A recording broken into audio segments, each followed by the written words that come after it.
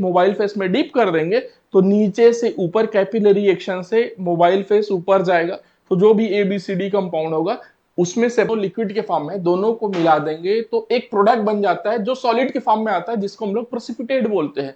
तो वो प्रेसिपिटेशन कब कंप्लीट हुआ, कैसे कंप्लीट हुआ, उसको कॉलमनर क्रोमेटोग्राफी भी कहते हैं। मतलब उसमें इस तरीके का कॉलम होता है, एक होलो ट्यूब होता है, ये लगभग 40-50 हजार का आता है। तो इसमें क्या होता है, इसमें हम लोग सैंपल डालते हैं, सैंपल इंजेक्ट करते हैं, पूरा मशीन के साथ यूज होता है, 15-20 लाख का कम से कम मशीन आता है। ये ओनली कॉलम है, इसी के अंदर सारा सेपरेशन होता है। रेस जो जो होता है ना, जो दौड़ लगती है, वो उसका ट्रैक यही है, ठीक है। और पूरा मैदान जो है वो खरीदना है, वो देखना है, तो पूरा आपके कॉलेज में होगा HPLC का सेटअप, राइट। तो इसके अंदर में हम लोग यहाँ पर सैंपल इंजेक्ट करेंगे, ऊपर से सॉल्वेंट आएगा, इसमें घुस के यहां से यहां निकलेगा। तो सैंपल हमने ABC डाला। Hello friends, welcome to doctor PK classes. तो इस पर्टिकुलर वीडियो में हम लोग डिस्कस करने वाले हैं डिफरेंट टेक्निक्स ऑफ एनालिसिस, जो आपका फार्मास्यूटिकल एनालिसिस सब्जेक्ट है बी फार्म फर्स्ट सेमेस्टर का, उसका यूनिट 1 चल रहा है और उसका कंप्लीट प्लेलिस्ट का डिस्क्रिप्शन में आपको मिल जाएगा लिंक। तो ये जो सब्जेक्ट है इसका ये पर्टिकुलरली सिलेबस है, जिसमें हमने ये first topic definition and scope upload कर दिया है। यहाँ पर हम लोग पढ़ने वाले हैं डिफरेंट टेक्निक्स ऑफ एनालिसिस। तो ये हमारे पास डिफरेंट टेक्निक्स ऑफ एनालिसिस है, इन सब चीजों के बारे में हम लोग सुपरफिशियली पढ़ेंगे ताकि आपको इन सब टेक्निक्स का एक बेसिक आइडिया लग जाए और आपका माइंड में क्लियरिटी रहे कि भाई कहां पर कैसे होता है। तो फार्मास्यूटिकल एनालिसिस की हम लोग बात करते हैं, फिर एनालिटिकल टेक्निक्स की बात करते हैं। तो सिंपली ऐसा है कि हमारे पास कोई भी कंपाउंड है, फॉर एग्जाम्पल ये हमारे पास पेन है, ठीक है। तो ये पेन है करके हमें कैसे पता चलेगा, हम आंख से देख करके बता रहे हैं, तो वो एक टाइप का आइडेंटिफिकेशन हो गया। कितने पेन है, एक पेन है, तो वो क्वांटिफिकेशन हो गया। तो इस तरीके कोई भी हमारे पास कंपाउंड है, बेसिकली केमिकल कंपाउंड या फिर फार्मास्यूटिकल इंग्रेडिएंट हो गया, जैसे पैरासीटामोल हो गया, आइबुप्रोफेन हो गया, तो वो आइबुप्रोफेन है, उसका प्यूरिटी कितना है, क्वांटिटी कितना है, कितना ग्राम है, कितना mg है, इन सबको एनालाइज करने का काम हम लोग करते हैं इन सारे टेक्निक से। तो इन सारे टेक्निक्स को हम लोग थोड़ा सा डिटेल में देख लेते हैं। तो इसको हम लोग कैटेगराइज करते हैं बेसिकली 3 पार्ट में। फर्स्ट वन इज हमारा volumetric analysis. Volumetric analysis means जहां पर हम लोग वॉल्यूम का मेजरमेंट करते हैं, मींस बेसिकली इसमें हम लोग टाइट्रीमेट्रिक एनालिसिस यूज करते हैं, जहां पर कोई भी चीज का, कोई भी सोल्यूशन का हम लोग वॉल्यूम मेजरमेंट एक मेजर पैरामीटर रखते हैं। Second one is instrumental method. Instrumental method में क्या होता है कि हमारे पास कोई भी इंस्ट्रूमेंट यूज होता है, चाहे यूवी विजिबल स्पेक्ट्रोस्कोपी हो गया, IR स्पेक्ट्रोस्कोपी हो गया, या फिर कोई भी इंस्ट्रूमेंट जैसे क्रोमेटोग्राफी के लिए HPLC हो गया। आप सभी के कॉलेज में ये सारे इंस्ट्रूमेंट होते हैं। थर्ड होता है नॉन इंस्ट्रूमेंटल मेथड, मींस हम लोग ऐसे मेथड्स यूज करते हैं जहां पर हमें बिना इंस्ट्रूमेंट का यूज किए भी कुछ चीजों को एनालाइज करते हैं। इसमें आपके पास बायोलॉजिकल मेथड्स आते हैं और केमिकल मेथड्स आते हैं। चलो इसमें हम लोग फर्स्ट देखते हैं हम लोग वॉल्यूमेट्रिक एनालिसिस के बारे में, फिर इंस्ट्रूमेंटल मेथड का अलग अलग पार्ट्स है, इसके बारे में हम लोग डिस्कशन करेंगे। तो फर्स्ट आता है हमारे पास वॉल्यूमेट्रिक एनालिसिस। मतलब इसी को जैसे मैंने लास्ट क्लास में बताया है कि टाइट्रीमेट्रिक एनालिसिस बोलते हैं, और इसके बहुत सारे टर्म्स वगैरह हमने लास्ट क्लास में ऑलरेडी देखे। तो बेसिकली वॉल्यूमेट्रिक एनालिसिस होता क्या है? The term titrimetric analysis or volumetric analysis refers to quantitative chemical analysis carried out by determining the volume of a solution of accurately non-concentration standard solution, जिसको हम लोग बोलते हैं, which is required to react quantitatively with a measured volume of a solution of the substance to be determined, जिसको हम लोग बोलते हैं सैंपल सोल्यूशन। तो कहने का मतलब यह है कि भाई हमारे पास यहाँ पर दो सोल्यूशन होते हैं। एक हमारे पास होता है standard solution, standard solution, and as you can see here standard solution है जिसका कंसंट्रेशन हमें पता होगा। एक होता है हमारे पास सैंपल सोल्यूशन। तो सैंपल सोल्यूशन क्या होता है कि ऐसा सोल्यूशन जिसका हमें कंसंट्रेशन पता नहीं होगा, तो इसका कंसंट्रेशन को हम लोग डिटरमाइन करते हैं by using this as a standard. इसका मालूम है, इसका नहीं मालूम है, और तुमने पढ़ा होगा 11-12 में N1V1 is equal to N2V2 formula होता है। तो इस फार्मूले से हम लोग टाइट्रेशन करते हैं और इसका कंसंट्रेशन डिटरमाइन कर लेते हैं। और जब ये सारा चीज डिटरमाइन करते हैं तो हमारे पास एक होता है वॉल्यूम, मतलब जो ब्यूरेट में रीडिंग आता है वो हमें पता होता है। यहां पर हमने कोनिकल फ्लास्क में कितना वॉल्यूम लिया है वो हमें पता होता है, इंडिकेटर इसमें ऐड करते हैं। तो इसीलिए इसको हम लोग वॉल्यूमेट्रिक एनालिसिस बोलते हैं। अब इसको अलग अलग कैटेगरी में डिवाइड कर सकते हैं हम लोग, अलग अलग टाइप के वॉल्यूमेट्रिक एनालिसिस होते हैं, जिसमें मेजर ये है हमारे पास एक होता है एसिड बेस टाइट्रेशन। मतलब इसमें एक एसिड होता है, एक बेस होता है, दोनों में आपस में रिएक्शन होता है और वहां पर न्यूट्रलाइजेशन होता है। मतलब दोनों एक दूसरे को न्यूट्रलाइज कर लेते हैं और एक सर्टेन पॉइंट पे हमारा एंड पॉइंट आता है और उस एंड पॉइंट को हम लोग इंडिकेटर के सहारे या फिर कोई और अलग इलेक्ट्रोकेमिकल मेथड के सहारे डिटरमाइन करते हैं, तो वो हमारा टाइट्रेशन कंप्लीट होता है। अब एसिड बेस टाइट्रेशन में भी दो टाइप का होता है। एक होता है हमारे पास एक्वस टाइट्रेशन, एक होता है non aqueous titration. Aqueous titration means ऐसा कोई भी टाइट्रेशन एसिड बेस जिसमें इन्वॉल्व हो, उसमें हम लोग वाटर को एज ए सॉल्वेंट यूज करते हैं, then it is non aqueous acid base titration, या फिर नॉर्मली उसी को हम लोग एसिड बेस टाइट्रेशन बोलते हैं। लेकिन कई बार ऐसा होता है कि कई बार बहुत ज्यादा वीक एसिड हो गया, बहुत ज्यादा वीक बेस हो गया, तो वाटर में उसका डिसोसिएशन बहुत ही कम होता है, तो उस कंडीशन में वाटर को एज अ सॉल्वेंट इस्तेमाल आप नहीं कर सकते। उस कंडीशन में आपको वाटर के अलावा कोई दूसरे सॉल्वेंट यूज करने होते हैं, ठीक है, जैसे इथेनॉल हो गया या फिर कोई और सॉल्वेंट यूज हो गया। तो उस पर्टिकुलर टाइट्रेशन को हम लोग बोलते हैं non aqueous titration. Non aqueous मतलब नो वाटर, एक्वस मतलब वाटर, नॉन एक्वस मतलब वाटर का प्रेजेंस जीरो, वाटर उसमें होना ही नहीं चाहिए, तो वो हो गया नॉन एक्वस टाइट्रेशन। अब इसमें सेकंड टाइप का टाइट्रेशन होता है redox titration. As its name suggest, redox titration मतलब रिडक्शन और ऑक्सीडेशन जिस टाइट्रेशन में होता है उसको हम लोग रेडॉक्स टाइट्रेशन कहते हैं, और इसका जो हम लोग वॉल्यूमेट्रिक एनालिसिस बोलते हैं उसी को हम लोग रेडॉक्स टाइट्रेशन कहते हैं। तो सिंपली इसमें एसिड बेस टाइट्रेशन में न्यूट्रलाइजेशन रिएक्शन होता है, इसमें रेडॉक्स रिएक्शन होता है। इसमें थर्ड होता है हमारे पास प्रेसिपिटेशन टाइट्रेशन। तो प्रेसिपिटेशन टाइट्रेशन का मतलब क्या है, हमारे पास मान लो सॉल्यूशन ए है, एक सॉल्यूशन बी है, दोनों सॉल्यूशन को मिला देंगे, मतलब दोनों लिक्विड के फॉर्म में, दोनों को मिला देंगे तो एक प्रोडक्ट बन जाता है जो सॉलिड के फॉर्म में आता है, जिसको हम लोग प्रेसिपिटेट बोलते हैं। तो वो प्रेसिपिटेशन कब कंप्लीट हुआ, कैसे कंप्लीट हुआ, उसको कौन सा इंडिकेटर यूज करके हम लोग डिटरमाइन करते हैं, तो इस रिलेटेड जो भी टाइट्रेशन होता है वो हमारे पास प्रेसिपिटेशन टाइट्रेशन होता है। फिर एक टाइट्रेशन होता है हमारे पास कॉम्प्लेक्सोमेट्रिक टाइट्रेशन। तो इसमें क्या होता है, एक कीलेट होता है और एक हमारे पास मेटल आयन होता है, दोनों मिलकर के कॉम्प्लेक्स फॉर्मेशन करते हैं और वहां पर एंड पॉइंट आता है, ठीक है। तो यहां पर कॉम्प्लेक्स फॉर्मेशन की वजह से टाइट्रेशन होता है, इसलिए इसको हम लोग कॉम्प्लेक्सोमेट्रिक टाइट्रेशन कहते हैं। ये सारे टाइट्रेशन आपके सिलेबस में, इसको डिटेल में इंडिविजुअली एक एक चैप्टर में आप पढ़ेंगे जिसको हम पढ़ाने वाले हैं। तो ये हो गया भाई हमारे पास वॉल्यूमेट्रिक एनालिसिस। अब हम लोग चलते हैं next. So next one is instrumental method. तो इंस्ट्रूमेंटल मेथड को बेसिकली हम लोग 5 कैटेगरी में स्टडी करते हैं। First one is spectral analysis, second one is chromatographic techniques, third one is electro analytical techniques, fourth one is hyphenated techniques, fifth one is miscellaneous techniques, ठीक है। तो इसमें हम लोग सबसे पहले पढ़ते हैं स्पेक्ट्रल एनालिसिस। स्पेक्ट्रल एनालिसिस क्या होता है भाई, पहली बात तो स्पेक्ट्रा क्या होता है। तो जब भी हम लोग स्पेक्ट्रल एनालिसिस की बात करते हैं तो वहां पर एक चीज आता है, that is electromagnetic radiation, EMR जिसको कहते हैं, फुल फॉर्म में मैं लिख देता हूं, electro magnetic radiation, right, electromagnetic radiation. तो जैसा कि आप सभी को पता है कि इलेक्ट्रोमैग्नेटिक रेडिएशन अलग अलग टाइप का होता है। सबसे सिंपलेस्ट फॉर्म इलेक्ट्रोमैग्नेटिक रेडिएशन का क्या होता है, जैसे आपके पास मोबाइल है तो यहाँ पर तुम सबके मोबाइल में टॉर्च रहता ही है, ये तुमने टॉर्च जला दिया, ठीक है, तो ये भी एक टाइप का इलेक्ट्रोमैग्नेटिक रेडिएशन है जो हमारे पास विजिबल रेडिएशन के नाम से जानते हैं। तो इलेक्ट्रोमैग्नेटिक रेडिएशन में आपके पास गामा रेस हो गया, एक्स रेस हो गया, यूवी रेस हो गया, विजिबल रेस हो गया। इंफ्रारेड स्पेक्ट्रोस्कोपी में हम लोग आईआर रेस यूज करते हैं, न्यूक्लियर मैग्नेटिक रेजोनेंस में हम लोग रेडियो वेव्स यूज करते हैं, माइक्रो वेव्स यूज करते हैं। तो ये सारी चीजें इलेक्ट्रोमैग्नेटिक रेडिएशंस होते हैं। तो इन सब रेडिएशन को हम लोग किसमें यूज करते हैं, स्पेक्ट्रल एनालिसिस में यूज करते हैं। अलग अलग तरीके से अलग अलग स्पेक्ट्रल एनालिसिस होता है जिसमें अलग अलग इलेक्ट्रोमैग्नेटिक रेडिएशन यूज होता है। तो बेसिकली ये जो हमारे पास स्पेक्ट्रल एनालिसिस होता है वो क्या होता है, कोई भी हमारे पास कंपाउंड होता है उसको आइडेंटिफाई करने के लिए, मतलब ये है क्या चीज, मान लो पैरासीटामोल का पाउडर दे दिया आपको, तो पैरासीटामोल का पाउडर है नहीं है, मतलब क्या है उसका स्ट्रक्चर क्या है, उसको डिटरमाइन करने के लिए यूज करते हैं। और सेकंड थिंग, कोई भी सॉल्यूशन में पैरासीटामोल है तो वो कितना है, उसका अमाउंट क्या है, तो उसका क्वांटिटी डिटरमाइन करने के लिए हम लोग इसको यूज करते हैं। अभी कैसे होगा इसमें, the spectral method of analysis use an instrument to measure the amount of radiation that is absorb, transmitted, reflected, emitted और स्कैटर्ड बाय द सैंपल। तो बेसिकली इसमें जितने भी स्पेक्ट्रल एनालिसिस दिख रहे हैं वो ये पर्टिकुलर 5 मैकेनिज्म पे डिपेंड होगा। तो सबसे पहले इसमें हम लोग देखते हैं the spectral method of analysis use an instrument to measure the amount of radiation that is absorbed. तो इसका मतलब क्या हुआ, हमारे पास ये इलेक्ट्रोमैग्नेटिक रेडिएशन आ रहा है सोर्स से।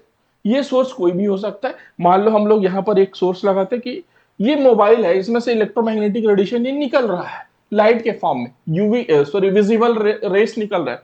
अब ये जो विजिबल रेस निकल रहा है, यहां पर कोई सॉल्यूशन रख दिया हमने। अब वो पर्टिकुलर सॉल्यूशन, ये जो इलेक्ट्रोमैग्नेटिक रेडिएशन है मतलब विजिबल रेस है, उसको कुछ सर्टेन अमाउंट एब्जॉर्ब कर लिया, तो उसको बोलते हैं एब्जॉर्ब रेडिएशन। कहने का मतलब ये है कि हमारे पास इलेक्ट्रोमैग्नेटिक रेडिएशन है, और इलेक्ट्रोमैग्नेटिक रेडिएशन में क्या होता है भाई, फोटॉन्स होते हैं, जो एनर्जी के पैकेट्स होते हैं। ये हमारे पास फोटॉन्स जा रहे हैं किससे, इलेक्ट्रोमैग्नेटिक रेडिएशन से। फॉर एग्जाम्पल मान के चलते हैं कि हमारे पास ये 100 फोटॉन्स है इसमें, जो इलेक्ट्रोमैग्नेटिक रेडिएशन में जा रहा है। तो 100 फोटॉन्स में से कुछ फोटॉन्स यहाँ पर एब्जॉर्ब हो गए। कितने हो गए, एब्जॉर्ब हो गए। मान लो ये एब्जॉर्ब फोटॉन कितना हो गया, 5। 5 इन नंबर है, ये कुछ भी हो सकता है, मैं जस्ट अज्यूम कर रहा हूं तुमको समझाने के लिए। तो ये 5 फोटॉन्स जो एब्जॉर्ब हो गए, 100 गए उसमें से 5 एब्जॉर्ब हो गए। तो वो एब्जॉर्ब कौन किया, जो आपके पास सैंपल है, ये हमारे पास क्यूएड है, इसमें सॉल्यूशन भरा हुआ है, इसमें सॉल्यूशन भरा हुआ है, इसमें सॉल्यूशन भरा हुआ है किसका, पैरासीटामोल का, पीसीएम मतलब पैरासीटामोल का सॉल्यूशन भरा हुआ। तो उसने 5 फोटॉन को एब्जॉर्ब कर लिया। अब एब्जॉर्ब कर ली तो आगे क्या होगा, आगे ट्रांसमिट भी होगा। मतलब 5 फोटॉन, 100 फोटॉन गए, उसमें से 5 क्या हो गए, यहां पर चले गए, एब्जॉर्ब हो गए। तो क्या हो गया, बाकी ट्रांसमिट हो गए, 95 ट्रांसमिट हो गए, तुम्हारे पार हो गए, उसको बोलते हैं ट्रांसमिटेड रेडिएशन। तो अब यहां पर दो मैकेनिज्म क्लियर हो गया, कुछ तो एब्जॉर्ब हो गए, कुछ ट्रांसमिट हो गए। ठीक है, कुछ एब्जॉर्ब हो गए, कुछ ट्रांसमिट हो गए।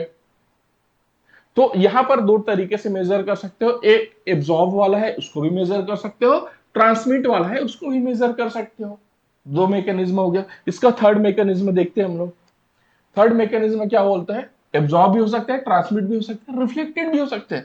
अब मान लो हमारे पास रेडिएशन, इधर से इलेक्ट्रोमैग्नेटिक रेडिएशन आ रहा है, कुछ एब्जॉर्ब हो गए, कुछ हमारे पास ट्रांसमिट हो गए, और कुछ यहां पर टकरा करके, सैंपल से टकरा करके रिफ्लेक्ट हो गए। ठीक है, जा करके टकरा करके वापस आ गए, तो रिफ्लेक्टेड रेडिएशन भी होता है। ठीक है, उसके फिर आता है हमारे पास नेक्स्ट मैकेनिज्म, इमिटेड रेडिएशन। कई बार ऐसा होता है कि हमारे पास गया रेडिएशन, कुछ एब्जॉर्ब हो गया, कुछ ट्रांसमिट हो गया, कुछ रिफ्लेक्ट हो गया, और कुछ जो एब्जॉर्ब हुआ है, सैंपल ने एब्जॉर्ब किया है, थोड़ी देर बाद उसको इमिट करने लगेगा, वो रेडिएशन निकलने लगेगा, जैसे जुगनू से निकलता है रेडिएशन वैसे निकलने लगेगा। तो वो इमिशन बेस्ड भी होता है, वो इमिटेड रेडिएशन भी पॉसिबल है। तो ये हमारे पास चौथा मैकेनिज्म हो गया। इसमें फिफ्थ मैकेनिज्म और क्या होता है, स्कैटर्ड।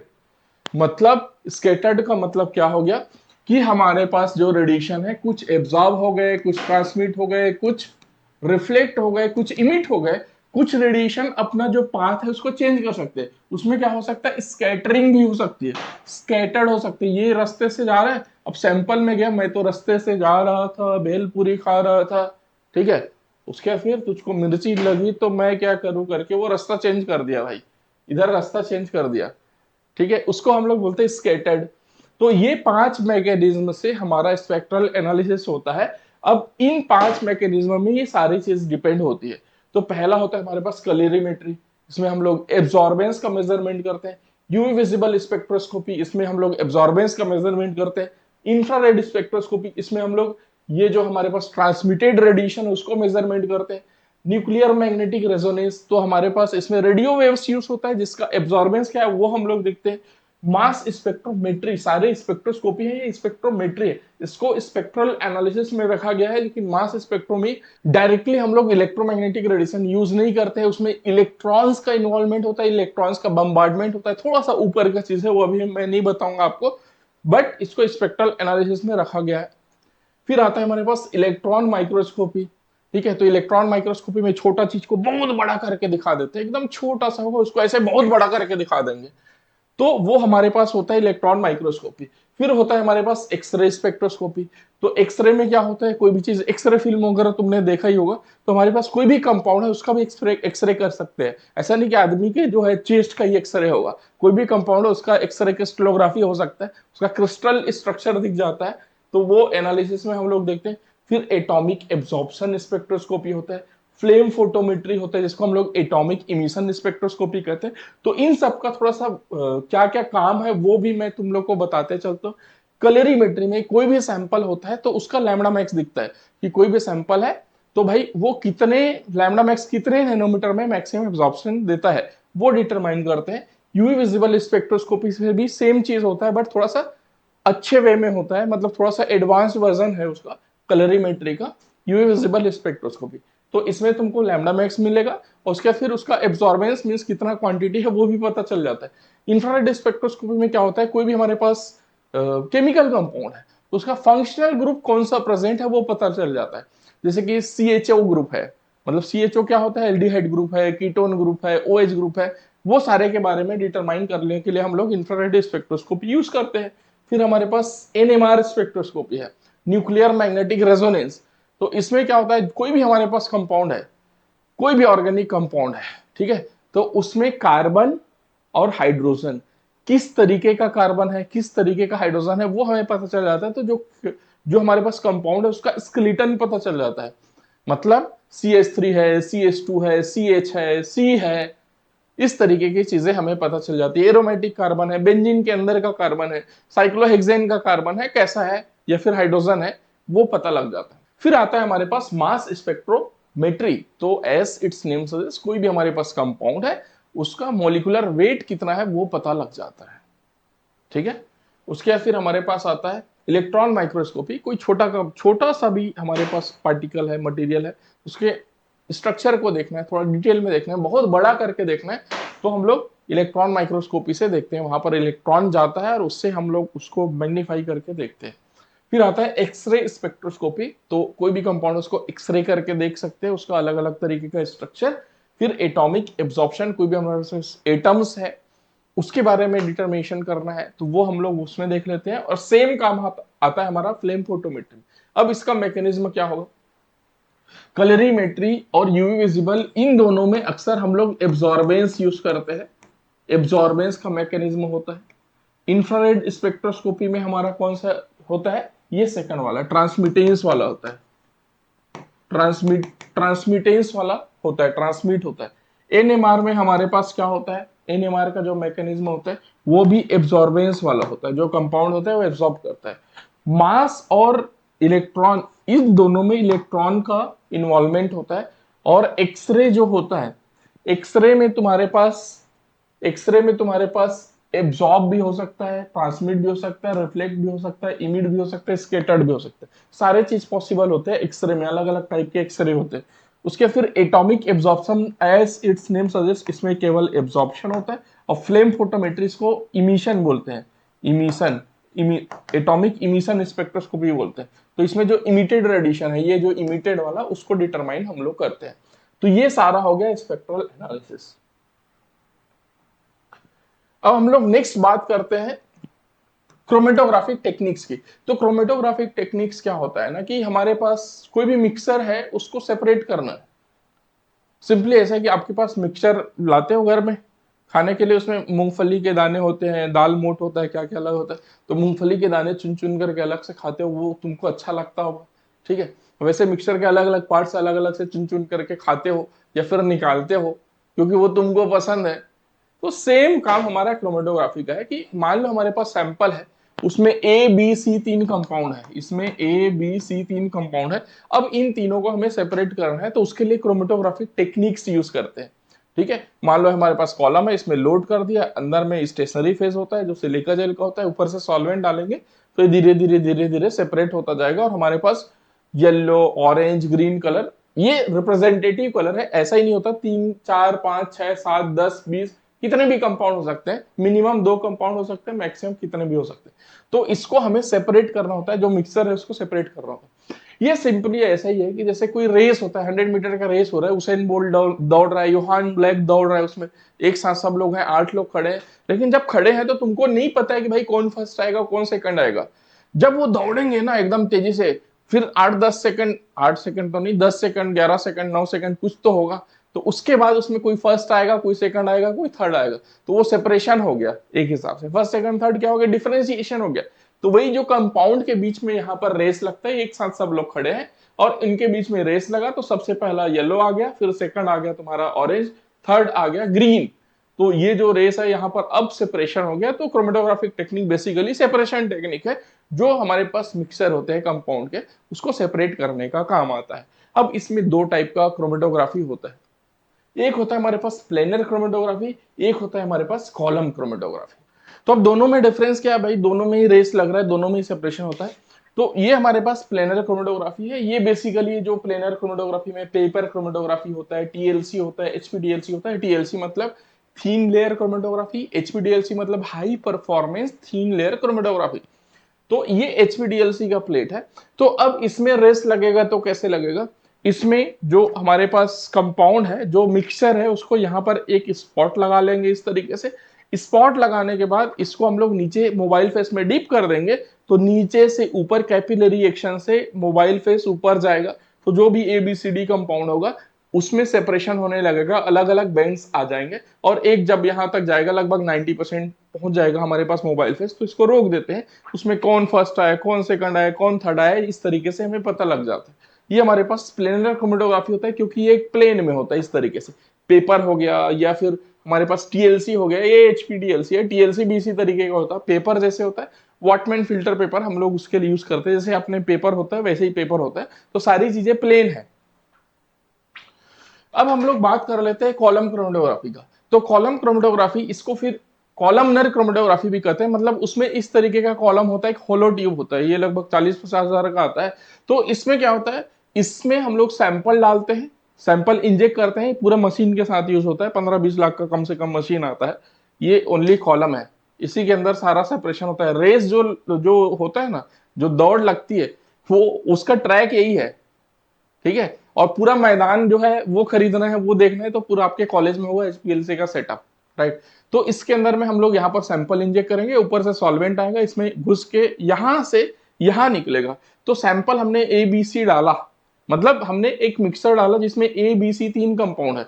अब यहाँ पर रेस कैसे लगेगा, ऊपर से सॉल्वेंट आएगा, तो यहां से ए बी सी सब दौड़ना चालू करेंगे, और दौड़ करके इसको यहाँ पार करना है। तो जो सबसे पहले आया वो फर्स्ट आ जाएगा, जो सेकंड आया वो सेकंड आ जाएगा, और जो थर्ड में निकला वो थर्ड आ जाएगा। तो इस तरीके से सेपरेशन हो जाएगा। इसको बोलते हैं कॉलमनर क्रोमेटोग्राफी, जिसमें एक होलो ट्यूब होता है। इसका पूरा डिटेल में पढ़ेंगे, मतलब क्रोमेटोग्राफी पढ़ने जाओगे तो कम से कम 20 लेक्चर का है ये सारे टेक्निक्स, ठीक है। बहुत बड़ा बड़ा चीज है, बट अभी आपको शॉर्ट में पढ़ना है, जानना है बस क्या होता है। तो कॉलमनर क्रोमेटोग्राफी में क्या होता है, हमारे पास अलग अलग टाइप्स होते हैं। जैसे गैस क्रोमेटोग्राफी होता है। गैस क्रोमेटोग्राफी में तुम्हारा मोबाइल फेस गैस होगा, स्टेशनरी फेस हमारे पास क्या होगा, सॉलिड होगा या फिर लिक्विड होगा। मतलब ये जो कॉलम है इसको हम लोग खोलेंगे यहां पर से, तो इसके अंदर में जो है ना, इसके अंदर में सॉलिड भरा हुआ है।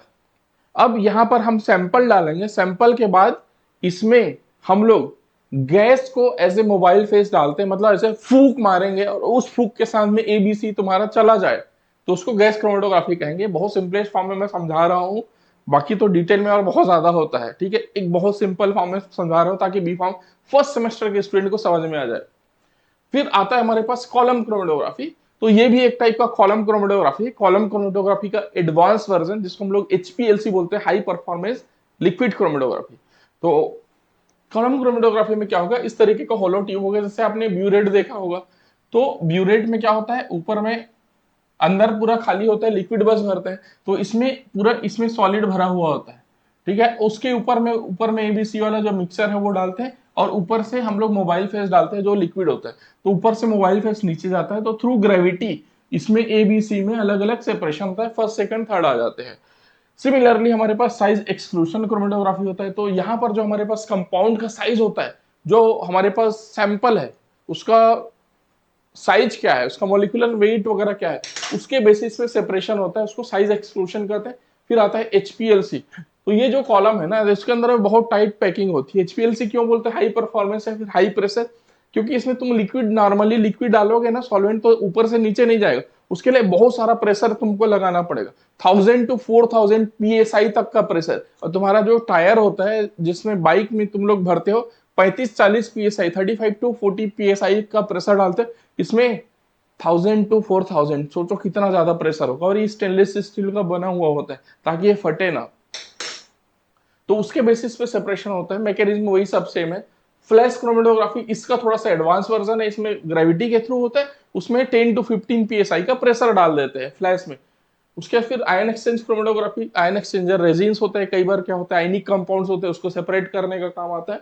उसके बाद फिर ड्रॉपलेट काउंटर करेंट क्रोमेटोग्राफी, ये थोड़ा सा डिफरेंट टेक्निक है, आजकल उतना इस्तेमाल नहीं होता है। इसमें स्टेशनरी फेज और मोबाइल फेज दोनों ही लिक्विड होता है।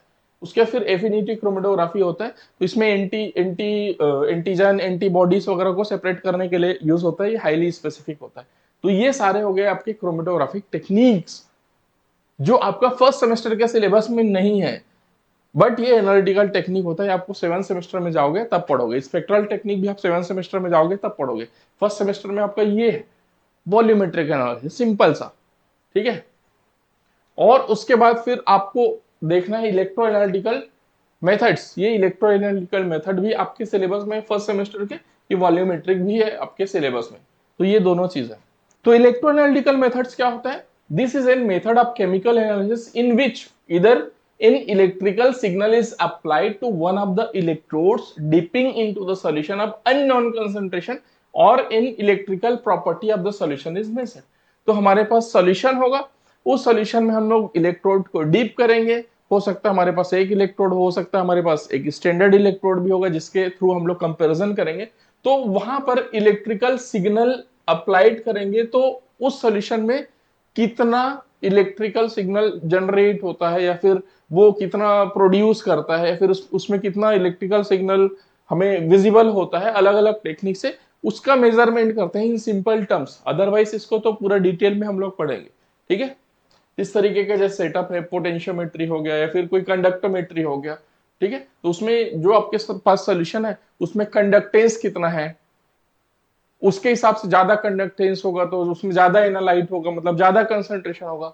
कम कंडक्टेंस होगा तो कम एनालाइट होगा, कम कंसंट्रेशन होगा। ऐसे बहुत सारे फैक्टर्स होते हैं, उसके बेसिस पे हम लोग जो सोल्यूशन है उसका कंसंट्रेशन डिटरमाइन करते हैं। तो इसको हम लोग बोलते हैं इलेक्ट्रो एनालिटिकल टेक्निक्स, जिसमें हमारे पास पोटेंशियल को डिटरमाइन करने के लिए पोटेंशियोमेट्री होता है, कंडक्टेंस के लिए कंडक्टोमेट्री होता है, पोलेरोग्राफी होता है, इलेक्ट्रोग्रेविमेट्री होता है। ये सारा आपका सिलेबस में है।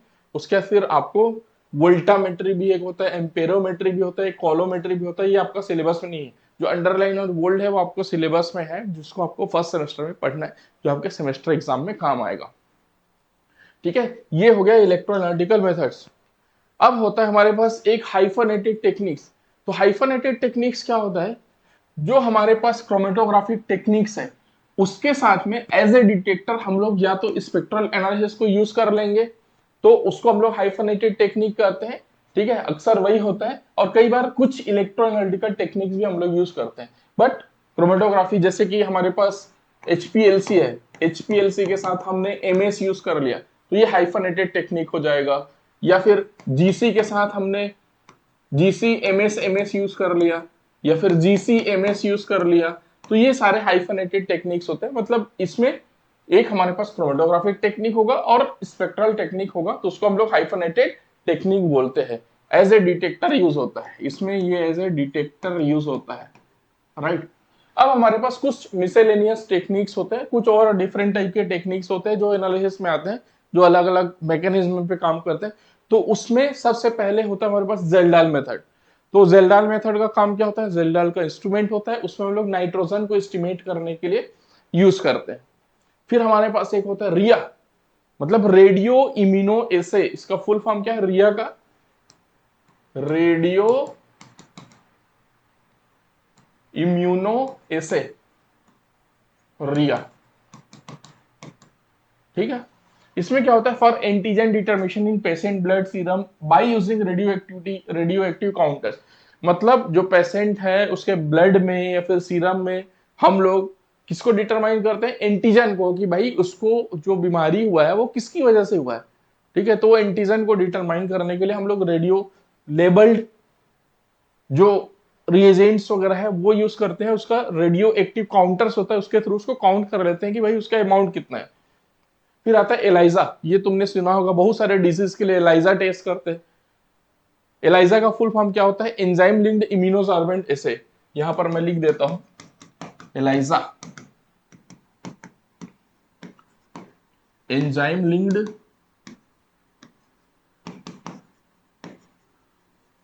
Immuno sorbent assay. ठीक है, ये हो गया एलाइजा। तो इसमें क्या होता है? For antigen determination patient blood serum by using antigen antibody reaction. इसमें भी जो पेशेंट का ब्लड है फिर सीरम है उसमें डिटरमाइन करते हैं एंटीजन, लेकिन यहाँ पर एंटीजन एंटीबॉडी रिएक्शन के थ्रू हम लोग यूज करते हैं। फिर आता है हमारे पास, ये हो गया, ये हो गया, ये हो गया, डाई एजुटेशन मेथड। इसमें जो हमारे पास प्राइमरी एरोमेटिक एमीन्स होते हैं उसका एस्टिमेशन के लिए यूज करते हैं। प्राइमरी एरोमेटिक एमीन्स मतलब इस तरीके का बेंजीन रिंग होगा और यहाँ पर NH2 ग्रुप होगा। इस तरीके का बहुत सारे ड्रग में हमारे पास होता है स्ट्रक्चर में। तो उन सारे ड्रग्स का डिटर्मिनेशन के लिए हम लोग डाइएजिटेशन यूज करते हैं। फिर आता है Karl Fischer aquametry for moisture content estimation. मतलब बहुत सारे हमारे पास कंपाउंड्स होंगे उसमें वाटर का कंटेंट कितना है, मॉइस्चर कितना है, उसको डिटरमाइन करना है तो हम लोग कार्ल फिशर एक्वामेट्री का यूज करते हैं। फिर हमारे पास आता है TGA, thermogravimetric analysis. TGA means thermogravimetric analysis. मैं लिख देता हूं थर्मोग्रेविमेट्रिक